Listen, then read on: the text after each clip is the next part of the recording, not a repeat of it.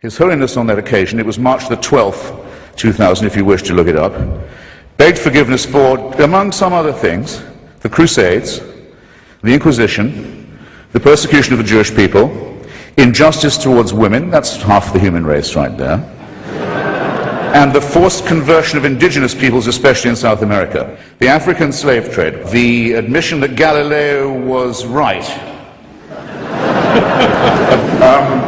and for silence during Hitler's final solution, or Shoah. And it doesn't end there. There are smaller but significant, equally significant, avowals of a very bad conscience. These have included regret for the rape and the torture of orphans and other children in church-run schools in almost every country on earth, from Ireland to Australia. These are very serious matters, and they're not to be laughed off by references to the occasional work of Catholic charities. But I draw your attention not just to the apologies, ladies and gentlemen, but to the evasive and euphemistic form that they take. Joseph Ratzinger, the current Pope, considered by some, by Catholics, to be the Vicar of Christ on earth, in his comment, one of the few he's made, on the institutionalization of rape and torture and maltreatment of children in Catholic institutions, he has said, it's a very severe crisis which involves us, he said, in the following: in the need for applying to these victims the most loving pastoral care. Well, I'm sorry, they've already had that.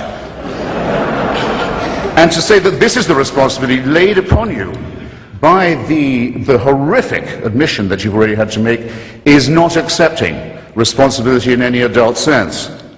The same euphemism comes in the term some Christians allow themselves to be deceived in this way and to act against the gospel. Well, anti-Semitism was preached as an official doctrine of the church until 1964. Do you think that might have something to do with public opinion in Austria and Bavaria and Poland and Lithuania?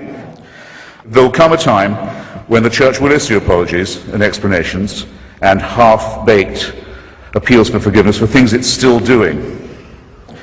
I think that there will be an apology for what happened in Rwanda, the most Catholic country in Africa, where priests and nuns and bishops are on trial for inciting from their pulpits and on the church's radio stations and newspapers the massacre of their brothers and sisters. Staying in Africa, I think it will one day be admitted with shame that it might have been in error to say that AIDS is bad as a disease, very bad, but not quite as bad as condoms are bad, or not as immoral in the same way. I say it in the presence of His grace, and I say it to His face. The preachings of His church are responsible for the death and suffering and misery of millions of His brother and sister Africans, and He should apologize for it. He should show some shame.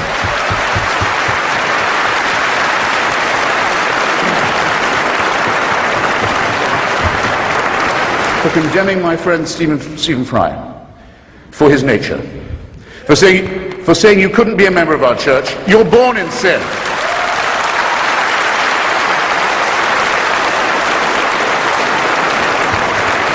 He's not being condemned for what he does, he's being condemned for what he is. You're a child made in the image of God. Oh no, you're not. You're a faggot.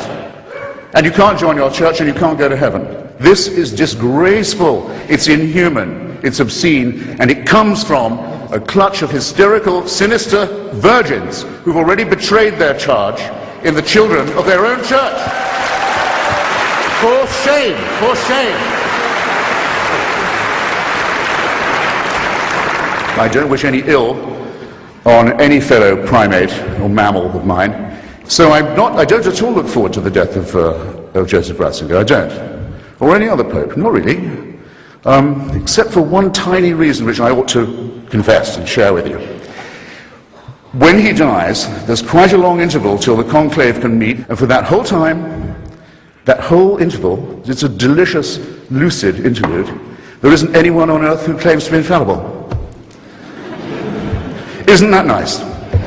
All I want to propose in closing is this, that if the human species is to rise to the full height that's demanded by its dignity and by its intelligence, we must all of us move to a state of affairs where that condition is permanent and I think we should get on with it. Okay, thank you for having me.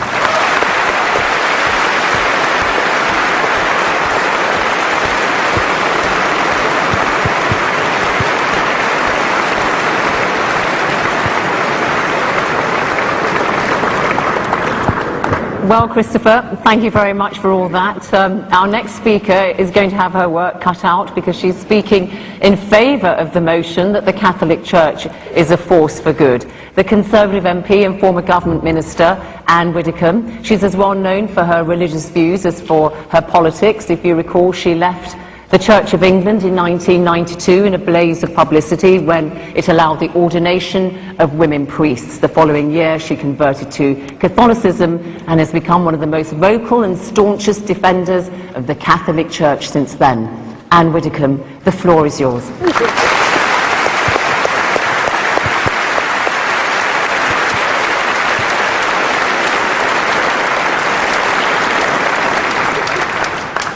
If apologies are due tonight, they are due from Christopher Hitchens, who has just run through one of the longest series of misrepresentations of the Catholic Church that I have heard in a long time. He has said with that certainty which characterises his utterances that the Catholic Church has had a history of anti-Semitism. Let us just look at the record of the Catholic Church. When the Jewish community was under the most serious threat that it has faced in recent centuries, and just look at the role that the Catholic Church played in the last World War. Mr. Hitchens ignores the thousands of Jews who were secreted and rescued in churches and monasteries throughout Europe. He ignores the 3,000 Jews who, in the course of that conflict, took refuge in the Pope's own summer palace. And coming nearer to our day, of course, Christopher Hitchens is right, and who could possibly dispute with him? That the abuse of children, of innocent children, is one, in fact it is the worst offence that anybody can commit. Of that, no doubt.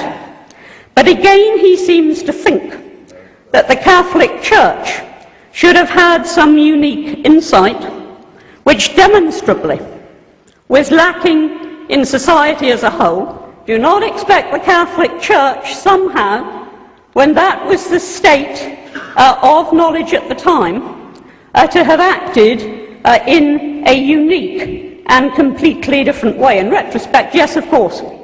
In retrospect, yup. In retrospect, it should have done. So should the magistrates. So should the Samaritans. So should the National Council of Civil Liberties. But when we ask whether the Catholic Church is a force for good, let's just try to imagine a world today without, for example, the billions of pounds that are poured into overseas aid by the Catholic Church, contributing year on year more than any single nation. Imagine the developing world had been left without the input of the medicine and the education that was brought to it by the missions. Imagine the absence of those collections Sunday upon Sunday for famine relief. Imagine the absence of the church in the local community. We play a vital